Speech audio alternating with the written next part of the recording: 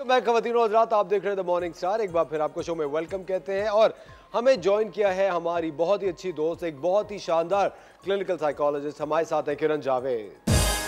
सलाम किरण, कैसे हैं आप? वालेकुम अस्सलाम, आप कैसे?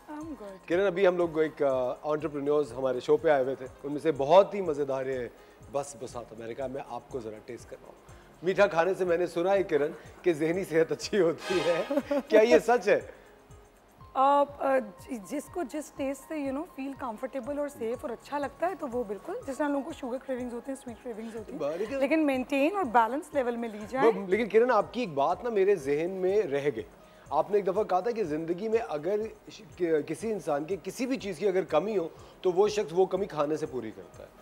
कि अगर कभी मतलब कोई भी अगर इमोशनल ईटिंग कहते हैं, इमोशनल ईटिंग है कि अगर कभी किसी चीज़ की कोई ऐसी फीलिंग की आपकी क्रेविंग हो, जो आपकी किसी मोहब्बत की या किसी फाइनेंशियल गेन की, और अगर कोई भी इमोशनल गेन की, तो आपको लगता है कि कुछ खा ले तो वो उसको जी, तो इसके लिए बहुत विजिलेंट और अवेयर होना पड़ता है। और इस वजह से जब वेट भी गेन होता है या दूसरी बीमारियां होने लगती हैं तो पता नहीं चलता। और इमोशनल ईटिंग बहुत मुश्किल से कंट्रोल होती है, बिकॉज समझ में नहीं आ रहा होता कि हम क्यों इतना खा रहे हैं। ये किरण के बच्चों में भी होता है इमोशनल ईटिंग?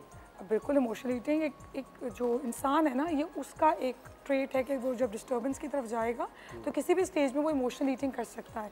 और इंसान खुद अवेयर नहीं होता इस फैक्ट से कि ही इज डूइंग और she is doing emotional eating.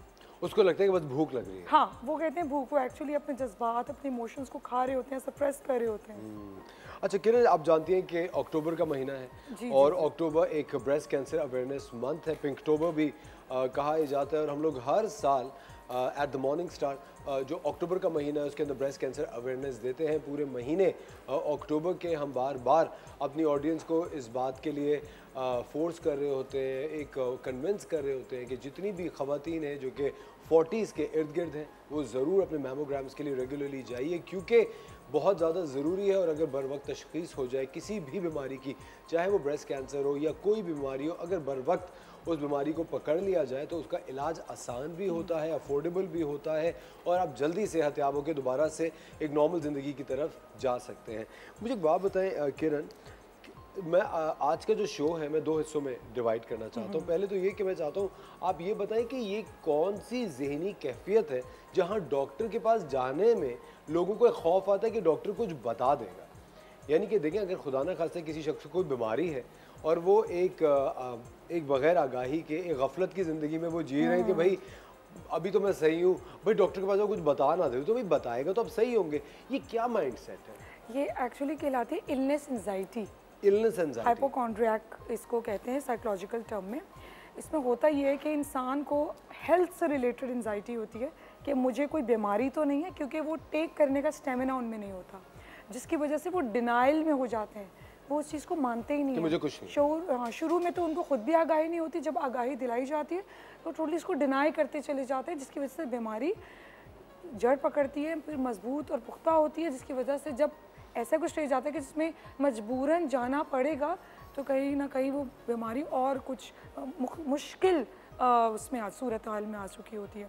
लेकिन देखिए, इलनेस एंजाइटी का भी हल है, मैनेजेबल है।